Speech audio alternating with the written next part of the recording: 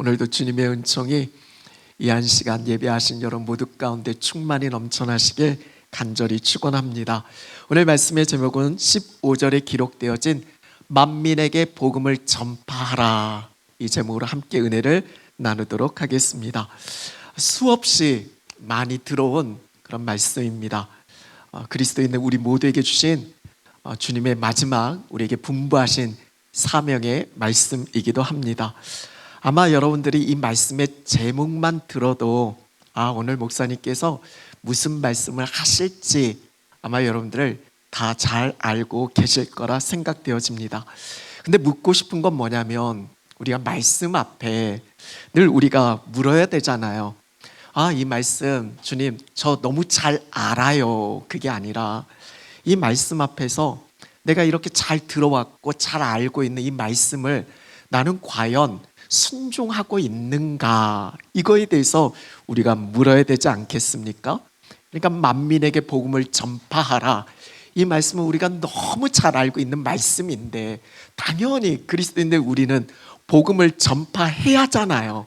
잘 알고 있는 말씀인데 중요한 건 이 말씀대로 내가 살아가는 그 삶의 자리에서 그렇게 감당하고 있는가, 그것을 물어야 되는 거죠. 그런 점에서 오늘 우리 말씀을 나누기 앞서서 늘 말씀의 제목으로 인사하는데, 오늘 이 질문으로 서로에게 물어보면서 한번 안부를 물으셨으면 좋겠어요. 당신은 만민, 여기서 만민은 모든 사람이잖아요.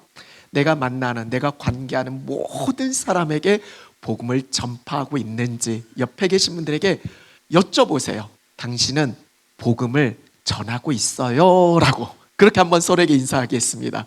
당신은 복음을 전하고 있어요?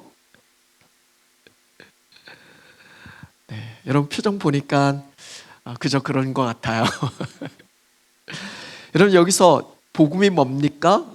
기쁜 소식이잖아요. 영어로 굿뉴스예요. 여러분 지금 여러분에게 굿뉴스는 뭡니까? 지금 내가 누군가에게 굿뉴스를 전해야 한다면 그게 뭐가 될까요? 성경은 이 복음에 대해서, 굿뉴스에 대해서 너무나 분명하게 전하고 있어요. 특별히 우리가 마가음 말씀을 그동안 계속해서 같이 나눴는데, 마가음 시작되는 1장 1절을 보면 하나님의 아들 예수 그리스도, 그분이 복음의 시작이다라고 그렇게 말씀하고 있어요. 예수님께서 이 땅에 오셔서 우리의 구원을 위해서 행하신 놀라운 은총의 사건이 있잖아요. 바로 십자가에서 죽으셨고 또 우리를 위해서 다시 살아나신 거예요. 예수님의 십자가, 예수님의 부활, 이게 복음의 핵심이에요. 오늘 우리가 믿는 신앙의 가장 중요한 핵심이 바로 여기에 담겨져 있는 거죠. 예수 그리스도 복음의 시작이고 주님께서 행하신 십자가 부활로 복음을 완성하셨어요. 아마 이 자리에 계신 여러분들은 우리 복음이 무엇인지에 대해서 잘 아실 거예요. 앞서 찬양했던 것처럼 복음 중에 복음은 예수 구원하신다라고. 여러분 혹시 오늘 복음에 대해 처음 들어보신 분 계시나요? 아마 오늘 이렇게 비바람치는, 태풍이 막 몰아치는 오늘 이런 날씨에 이렇게 교회에 나와서 함께 예배하신 분들은 그래도 복음에 대해서는 아니까 오셨을 거예요. 오늘 몇몇 청년들은 엄마가 오늘 나가지 말라고 했다고, 그래서 못 온 우리 청년들도 있어요. 근데 여러분들은 오늘 오셨잖아요. 복음이 뭔지를 아시잖아요. 중요한 건 뭐냐면 이 복음을 아는 데서 나 혼자만 그치는 게 아니라 이 복음을 너희는 온 천하에 다니며 만민에게 복음을 전파하라, 그렇게 말씀하신 거예요. 오늘 이 부분에 대해서 같이 나누려고 해요. 우리 지난 주일 부활주일을 보내면서 우리 부활의 핵심 되는 메시지를 우리 함께 나눴어요. 부활의 키워드가 뭔가, 첫 번째 능력을 이야기했잖아요. 부활하신 예수님은 오늘 내게 능력이 되어진다라고. 이런 부활하신 예수님이 지금 나와 함께하고 있으니까 우리는 그 능력의 삶을 살아낼 수 있는 거예요. 그래서 부활은 능력이에요. 또 부활에 대해서 우리가 두 번째 나눴던 키워드는 뭐였죠? 약속. 부활이 그냥 어쩌다 우연히 갑자기 되어진 게 아니라 이미 하나님께서 말씀하신 그 약속의 말씀이, 그 예언된 말씀이 성취된 사건이다라고. 그러니까 말씀하신 대로 이루어진 거예요. 여러분 죽은 자가 살아나는 이 믿겨지지 않는 이 약속이 이루어졌다면 오늘 우리 가운데 주신 모든 말씀이 왜 안 이루어지겠어요? 그래서 중요한 건 부활은 오늘 내게 주신 그 말씀의 그 약속의 성취다라고, 부활의 두 번째 키워드는 약속에 대해서 말씀을 드렸어요. 그리고 세 번째, 우리 같이 나누려고 했었는데 오늘로 우리가 남겨뒀었잖아요. 오늘 나누고 싶은 건 바로 사명이에요. 부활은 내게 주신 사명이다라고. 우리 같이 한번 고백해 볼까요? 부활은 우리에게 사명을 줍니다. 부활하신 예수님이 우리에게 사명을 맡기셨어요. 이게 부활의 우리 마지막 함께 나누고 싶은 중요한 키워드예요. 우리 7절 말씀을 보면 이렇게 시작하고 있어요. 우리 같이 한번 읽어볼까요?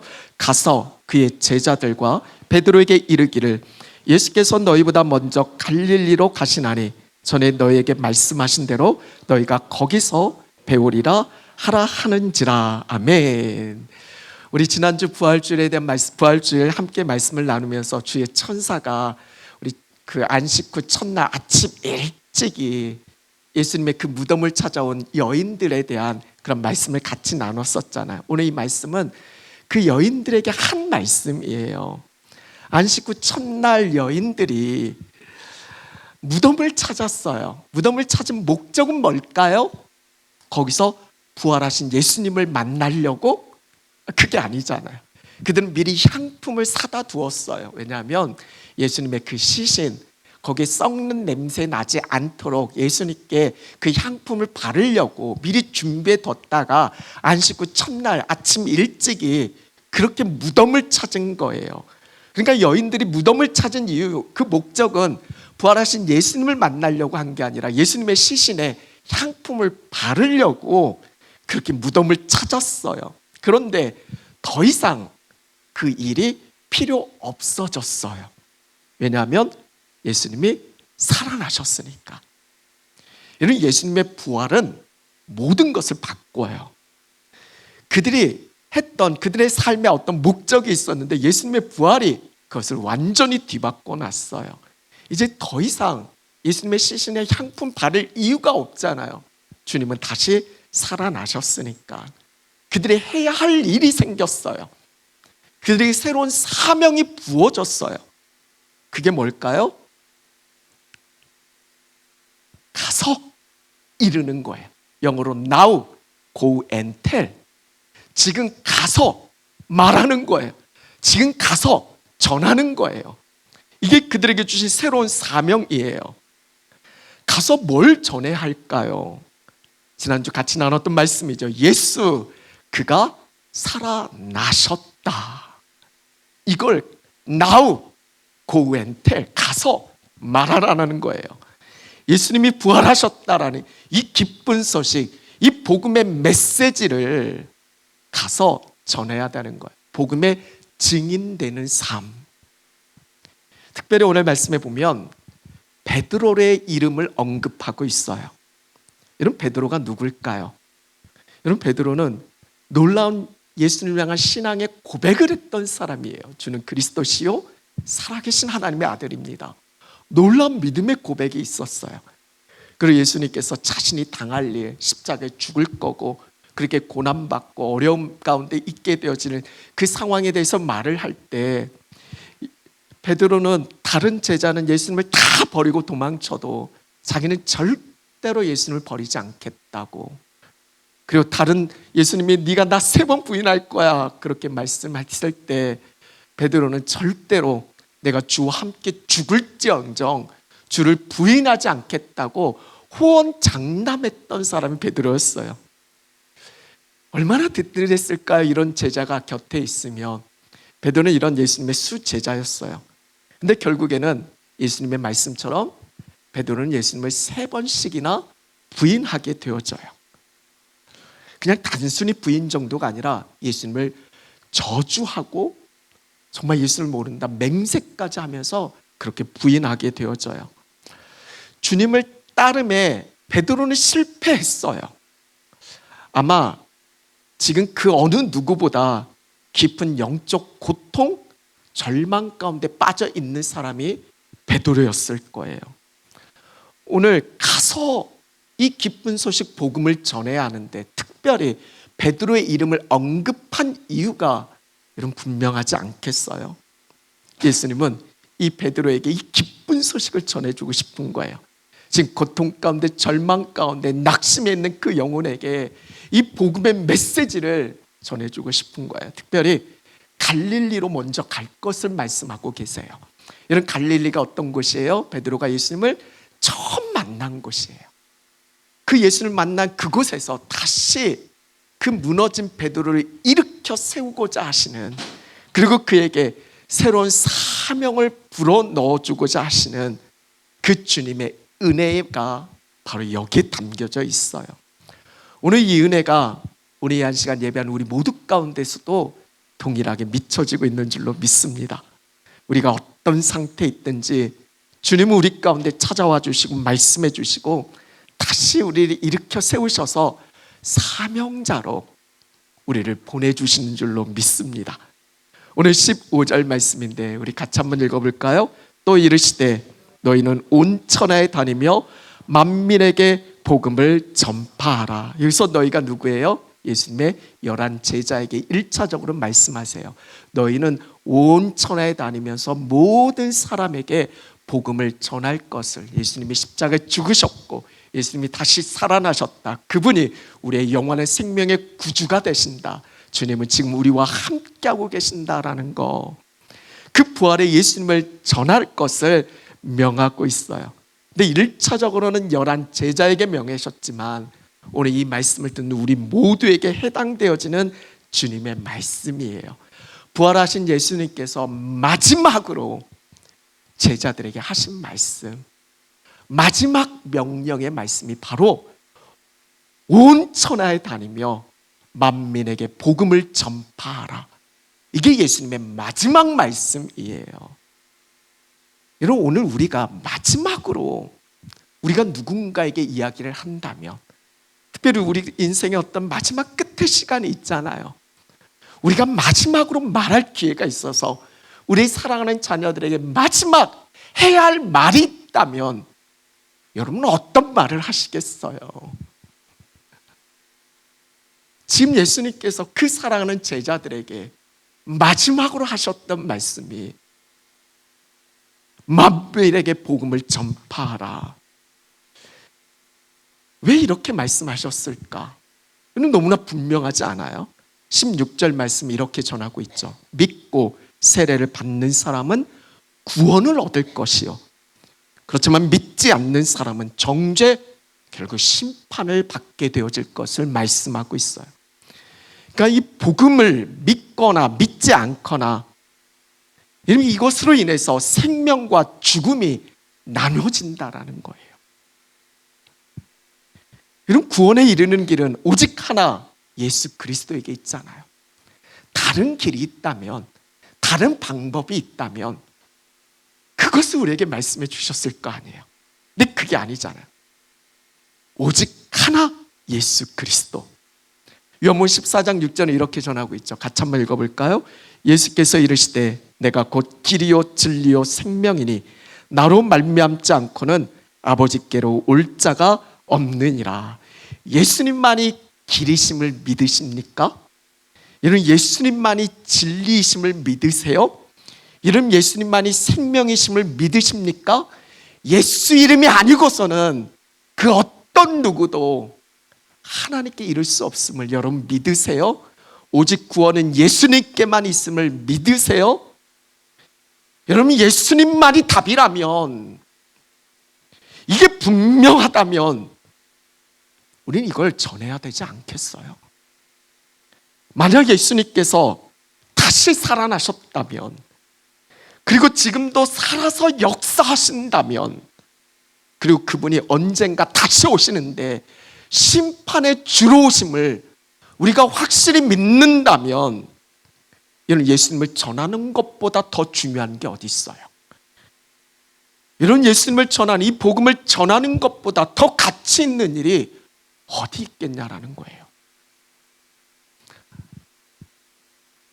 만민에게 복음을 전파하라. 부활하신 예수님께서 오늘 저와 여러분 우리에게 주신 마지막 명령의 말씀이에요. 한번 적용해 보셨으면 좋겠어요. 여러분, 부활하신 예수님이 내게 사명 주셨음을 여러분 분명히 인식하고 있으세요? 나는 최근에 누구에게 복음을 전했습니까? 또는 전하려고 마음 품고 있는 사람이 있으신가요? 혹시 내 주변에 베드로와 같이 지금 낙심하고 절망하고 고통 가운데 있는 그 한 사람이 있지는 않은가요? 만민에게 복음을 전하라, 이 주님의 마지막 명령을 우리 마음 가운데 새기셨으면 좋겠어요. 그리고 복음 전파자의 삶을 우리가 속한 그 모든 곳에서 아름답게 살아내시는 저와 여러분, 우리 모두가 되어질 수 있길 간절히 축원합니다. 두 번째, 이 사명에 대한 중요한 핵심은 뭐냐면 주님은 그 사명을 함께 이루신다라는 거예요.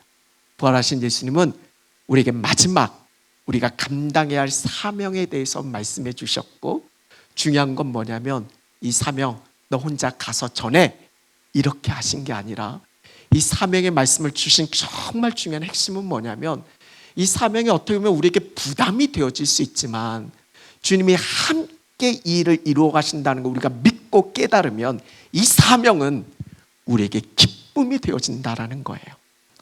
그럼 마가복음 마지막 16장 20절은 이렇게 끝을 맺고 있어요. 우리 한번 같이 읽겠습니다. 제자들이 나가 두루 전파할세 주께서 함께 역사하사 그 따르는 표적으로 말씀을 확실히 증언하시니라. 아멘. 마가복음 말씀의 마지막 결론이에요. 제자들이 그 주님의 마지막 말씀을 받아들고 순종하죠. 나가서 그래서 두루 다니면서 복음의 말씀을 전파해요. 그때 어떤 일이 일어나냐면 많은 표적이 나타나요. 아주 미러클, 놀란 기적이 일어나게 되어져요. 그리고 그런 기적이 나타나니까 그걸 통해서 그들이 전하는 이 복음의 말씀을 확실히 증언케 되어지는 거예요. 말만 전했다가는 사람들이 안 믿을 수 있는데 그 전하는 복음 속에서 나타난 그 미러클러스 사인, 이 사인 때문에 많은 사람들이 컨펌을 하게 되어져요. 와, 정말 이 말씀대로 되어지는구나, 이런 역사가 나타나는구나, 그렇게 확증을 해주는 거예요. 이런 복음은 지금도 우리가 사는 삶의 현실 속에서 복음이 전파되어지는 곳에 이런 놀라운 기적과 역사가 나타나는 줄로 믿습니다. 분명히 기억해야 할 건 뭐냐면 이 복음의 능력과 역사가 제자들만의 능력이 아니라는 거예요. 그러니까 제자들의 능력이 대단해서 와, 저 사람을 통해서 이런 놀라운 기적이 일어난 게 아니라는 거예요. 이 마지막 말씀의 핵심은 뭐냐면 주께서 함께 역사하사, 주께서 함께 역사하셨다라는 거예요. The Lord worked, 주님께서 일하셨다라는 거예요. Through them, 그들을 통해서 말이죠. 주체가 누구예요? 그 일하신 주체가 The Lord, 주님이신 거예요. 주님이 일하셨어요. 주님이 하신 거예요. 제자들을 통해서 말이죠. 복음을 전하는 그 말씀에 순종해서 복음을 전하는 그 제자들을 통해서 주님께서 그 역사를 이루어 주신 거죠. 그러니까 제자들의 능력이 대단해서가 아니라 그들과 함께 하시는 주님께서 그 일들을 이루어 주신 거예요. 그 역사의 기록이 바로 복음서 말씀 바로 이어지는 사도행전의 말씀이잖아요. 주님의 말씀 부여잡고 나가서 복음을 전했던 제자들을 통해서 함께 하시는 부활하신 주님의 역사가 어떻게 나타났는지를 사도행전의 말씀을 통해서 우리에게 전해주고 있잖아요. 특별히 사도행전 3장 말씀을 보면 오늘 베드로에 대한 이야기가 나와요. 이렇게 낙심하고 절망했던 이 베드로가 주님을 만나고 또 성령 충만케 되어져서 이제 말씀대로 나가서 복음을 전하게 되어지죠. 그러는 가운데서 성전에서 복음을 전하러 가는 중에 태어날 때부터 일어서지 못했던 안증뱅이를 만나게 되어져요. 그래서 예수의 이름을 선포하고 그 안진뱅이를 일으켜 세우는 놀라운 기적을 일으키죠. 그래서 많은 사람들이 너무 놀라는 거예요.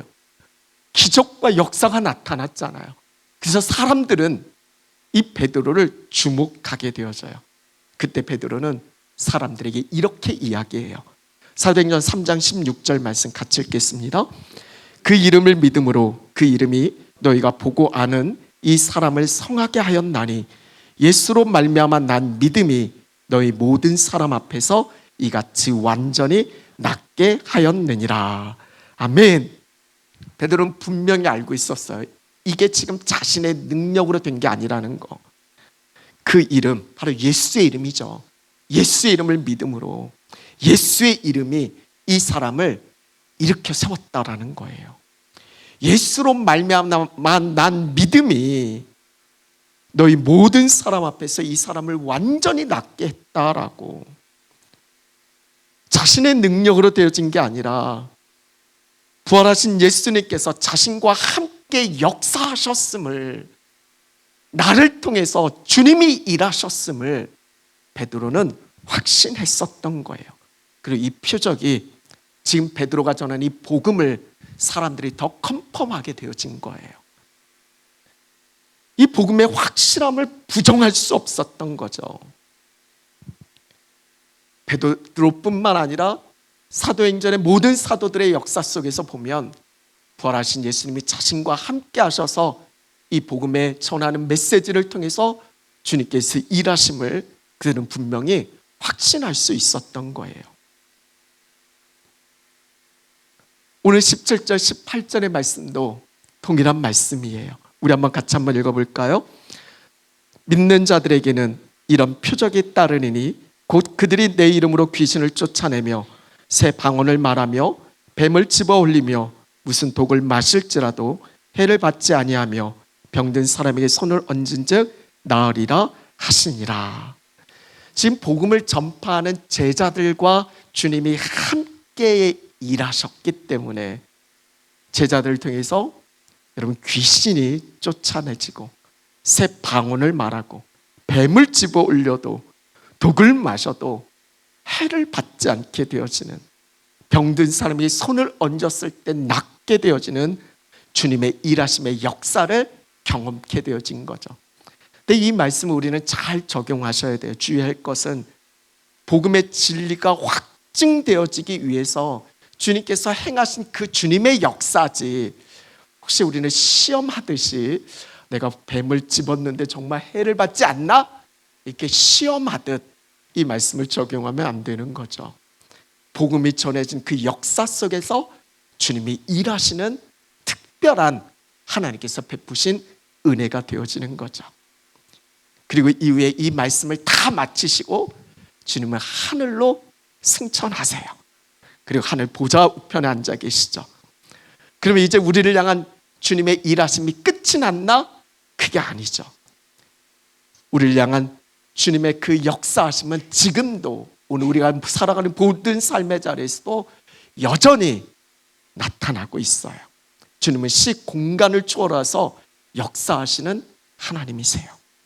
주님은 지금도 복음이 증거되고 선포되어지는 곳에 우리 인간의 어떤 생각과 방법이 아니라 주님의 능력으로 말씀이 확증되어지는, 사람들의 마음을 움직여서 복음을 믿고 받아들여지게 되어지는 놀란 그 역사를 오늘 우리 가운데서도 이루고 계시는 줄로 믿습니다. 그럴 때 우리가 해야 할 일은 너무나 분명해요. 주님은 지금도 말씀으로 우리에게 찾아오세요. 그 주님을 우리가 날마다 경험하셔야 돼요. 그리고 주님의 사명을 받은 자로서 우리가 살아가는 그 삶의 자리에서 부활의 주님을 우리는 전해야 하는 거죠. 우리에게 보냄받은 그 일상, 그 환경 속에서 복음을 전파하는 그 삶을 살아내는 것, 우리의 가족과 또 직장에서 동료들과 또 학교에서 우리 친구들과 또 이웃들 가운데 때로는 그 삶이 고통과 절망 가운데 있고 질병의 아픔과 또 슬픔과 낙심 가운데 있는 그 영혼들에게 말씀을 확고하게 하시는 그 주님을 경험케 되어지는, 그래서 그 영혼을 붙들고 살아낼 수 있는 그 힘을 주께서는 지금도 우리를 통해서 전해주기를 원하신다라는 거예요. 부활하신 주님께서 우리에게 사명 주시고 그 사명을 우리와 함께 이루시는 줄로 믿습니다. 그래서 마지막 한번 적용해 보셨으면 좋겠어요. 우리가 복음을 전할 때 주님이 나와 함께 일하심을 여러분 믿고 계십니까?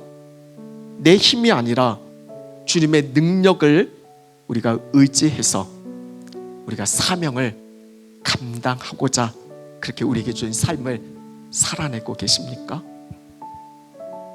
우리가 전하는 이 복음의 말씀을 우리 주님께서는 확증케 하시기 위해서 우리와 함께 친히 우리가 속한 그 모든 삶의 자리에서 역사해 주시는 줄로 믿습니다.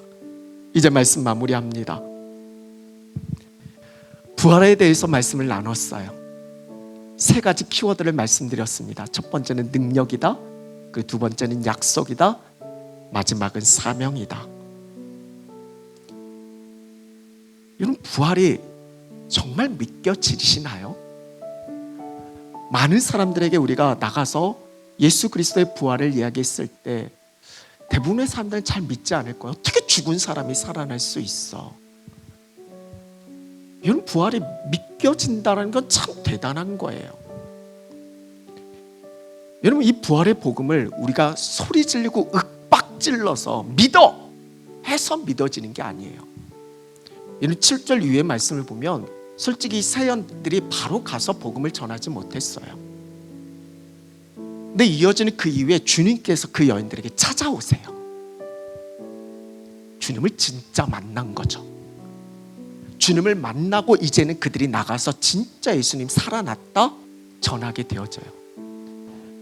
근데 제자들에게 예수님 살아났다 말씀을 전했는데 제자들은 그 말씀을 듣고도 어떻게 했다고 성경은 전해요? 믿지 아니했다고.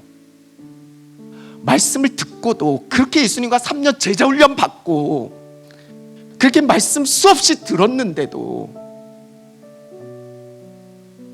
그 말씀 듣고도 믿지 못했대요. 실제로 가서 빈 무덤을 확인하고도 그 증거를 들이댔는데도 못 믿는 거예요.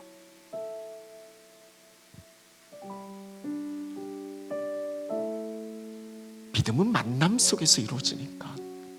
이 부활이 믿어지는 건요, 어떤 증거를 들이대서 믿어지는 게 아니라 그 말씀의 핵심은 주님께서 보이신 거예요.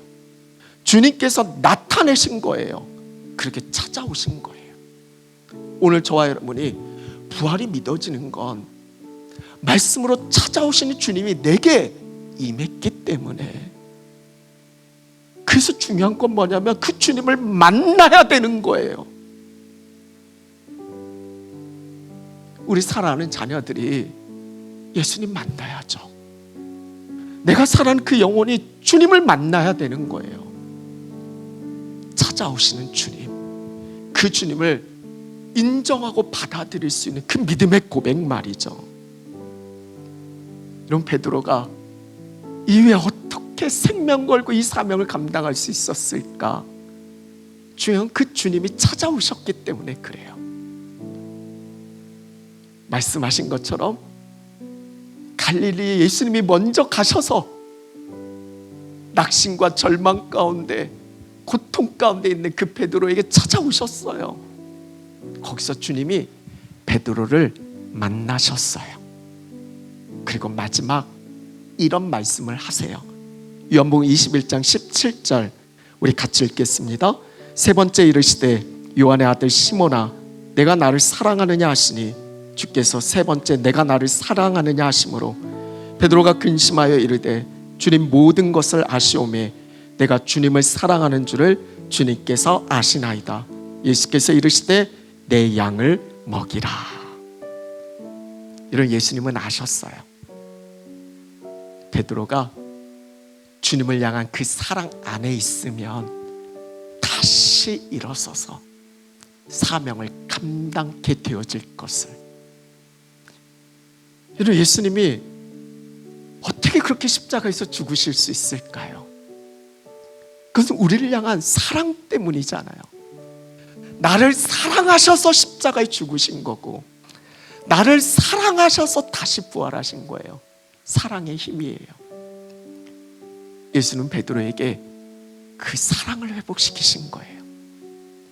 예수님이 얼마나 베드로를 사랑하는지, 그리고 그렇게 나를 사랑하신 주님을 베드로는 주님, 나도 주님을 사랑한다 라고, 그 사랑이 우리를 강권해서 우리에게 주신 사명을 감당케 하게 되어지는 거예요. 우리가 사명에 대한 이야기를 많이 듣잖아요. 사명은 단순히 내가 해야 할 어떤 의무가 아니에요.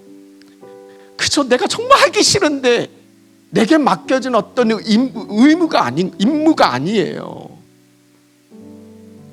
사명은요, 그걸 분부하신 주님과의 그 관계 속에서 시작되어지는 우리의 삶의 태도예요.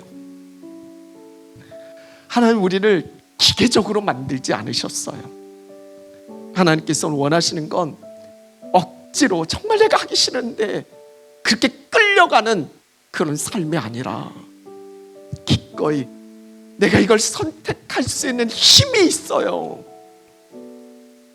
그건 예수님 사랑하기 때문에, 내게 찾아오신 나를 만나주신, 나를 위해서 십자가에 죽으시고 부활하셔서 내게 영원한 생명을 주신 그 주님을 사랑하기 때문에 그분의 뜻을 기꺼이 따르고자 하는 그 마음, 이것이 성경에서 말한 순종이에요.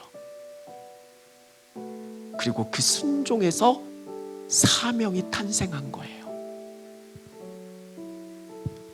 예수님을 사랑하지 않으면서 사명을 우리가 감당한다는 거 참 쉽지 않아요. 조금 하다가 어느 정도까지는 되는데 이게 계속 이어가지 못해요. 예수님을 사랑하기 때문에, 그 주님이 사랑에 내가 이걸 해야 하는 동기가 되기 때문에 끝까지 감당할 수 있는 거예요. 왜냐하면 주님은 끝까지 우리를 포기하지 않고 사랑하시니까. 늘 이야기 드렸잖아요. 왜 그렇게 전도하라고 하냐고, 왜 이렇게 복음 전하라고 하냐고. 예수님 사랑하니까. 사랑하는 그분의 마지막 말씀이니까, 마지막으로 우리에게 전한 말씀, 이 복음을 모든 사람에게 전해야 하는 것이 우리에게 주신 마지막 주님의 명령이니까 우리가 이걸 어떻게 외면할 수 있겠어요? 부활하신 예수님은 지금도 살아계십니다. 부활하신 예수님은 나와 항상 함께 하십니다. 우리는 부활하신 예수님과 함께 반드시 승리케 되어지는 줄로 믿습니다. 그 주님의 사랑 안에서 우리가 누구를 만나고 어디를 가든 예수 복음을 전하는 사명자로 그렇게 살아내시는 저와 여러분, 우리 모두가 되어질 수 있기를 간절히 축원합니다.